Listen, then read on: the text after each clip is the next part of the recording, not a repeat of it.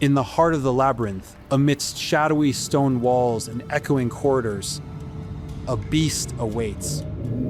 Half man, half bull. The Minotaur, one of Greek mythology's most fearsome creatures. But how did this monstrous being come to haunt the labyrinth of Crete? And why does a hero from Athens, armed with courage and cunning, now stalk its halls? The story begins with Minos, the king of Crete and son of Zeus and Europa. When Minos sought to prove his divine right to rule, he prayed to Poseidon, god of the sea, asking for a sign. Poseidon answered, summoning a magnificent white bull from the depths. This creature was a symbol of the god's favor, meant to be offered as a sacrifice in gratitude. But as Minos beheld the bull, its beauty overwhelmed him. He chose to defy Poseidon, keeping the bull for himself and substituting a lesser offering. This act of hubris would not go unpunished. In his wrath, Poseidon devised a cruel and ironic punishment for King Minos. Rather than directly striking Minos, the god directed his vengeance toward Minos' wife, Pasiphae. Cursed by divine will, Pasiphae was overcome by an unnatural and consuming desire for the magnificent white bull. Unable to resist the compulsion, she turned to Daedalus, a master inventor and craftsman in the court of Crete. Pasiphae entrusted Daedalus with her secret and implored him to create a contraption that would allow her to fulfill Poseidon's curse. Daedalus, despite his brilliance and ingenuity, was bound by duty to obey. He constructed a lifelike wooden cow, hollow on the inside and covered with animal hide to deceive the bull. Pasiphae concealed herself within this strange device, and thus the union occurred. From this grotesque act of divine vengeance and mortal desperation, a child was conceived of, being unlike any other. Born with the body of a man and the head of a bull, the creature was named Asterion, meaning starry one. Perhaps a nod to the heavens that bore witness to its tragic creation. The Minotaur was not born of malice, but of a cursy living symbol of divine punishment and human folly. It grew quickly and became fierce, its strength and appetite unmanageable. Neither fully human nor fully beast, it embodied the consequences of hubris and the frailty of mortals in the face of divine will. For Minos, who had defied Poseidon's command, the creature was a daily reminder of the cost of arrogance and disobedience.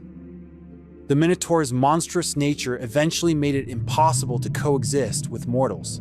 It was a savage being, driven by hunger and violence. To contain the beast, Minos ordered Daedalus to build an elaborate maze, the Labyrinth.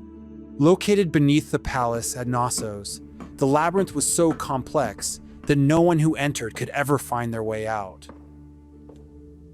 Here, the Minotaur was imprisoned, but its hunger needed to be sated. Minos demanded a gruesome tribute from Athens. 7 young men and 7 maidens, sent every 9 years to be devoured by the beast. This tribute was a punishment for Athens' defeat in war against Crete, and served as a reminder of Minos' dominance. Enter Theseus, the Prince of Athens. Determined to end this cycle of suffering and free his people, Theseus volunteered as one of the tributes. Armed with nothing but his wits and his resolve, he set sail for Crete, ready to confront the beast. On Crete, Theseus found an unlikely ally, Ariadne, the daughter of King Minos. Smitten by the brave Athenian, Ariadne provided him with 2 essential tools: a sword to slay the Minotaur and a ball of thread to guide his way out of the labyrinth. This ingenious plan would ensure Theseus' survival in the maze. With Ariadne's thread secured at the entrance, Theseus ventured into the maze. The Minotaur, sensing an intruder, prowled its domain.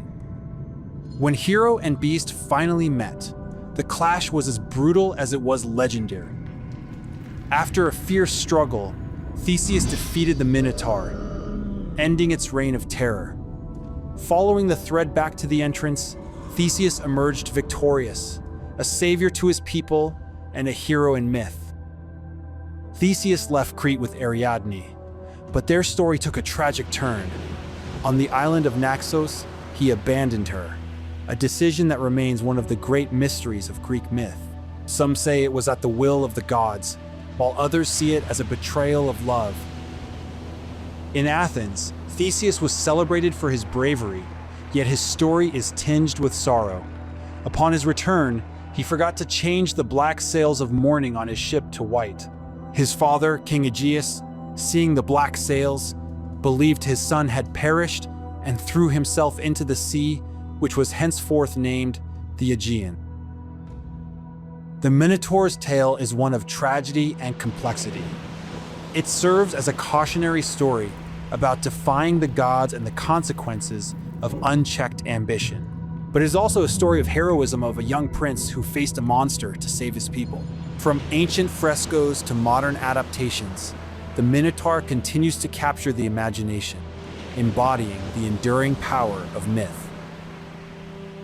The Minotaur may be long gone, but its legend endures, a reminder of the ancient stories that shaped our understanding of bravery, sacrifice, and the thin line between man and monster.